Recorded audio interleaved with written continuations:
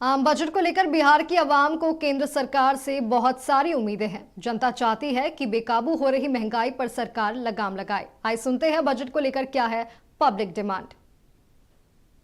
यहाँ बिहार के देशवासियों का यही अनुमान है कि आम बजट पेश होवे, सरकार उसके ऊपर थोड़ा सा ध्यान देवे।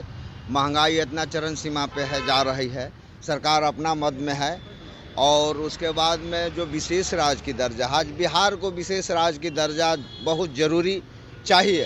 सब चीज़ अच्छा हो और देश में किसान को लेके कुछ योजना इस तरह का हो कि जो ज़मीन पे जो है उसका असर दिखे और आने वाले समय में बिहार कैसे आगे बढ़े और उसका जो है भारत सरकार ध्यान रखे, ये हम लोग बिहार वासी उम्मीद करते हैं। महंगाई पे कम से कम ये कंट्रोल होना चाहिए, क्योंकि आम आदमी हम भी हैं और इस महंगाई से त्रस्त हैं। तो जैसे सब्जी का ही देख लीजिए या फिर चावल का ही देख लीजिए, तो हम लोग मतलब कि बहुत ही मध्यम वर्ग से आते हैं, इसमें कमी आनी चाहिए।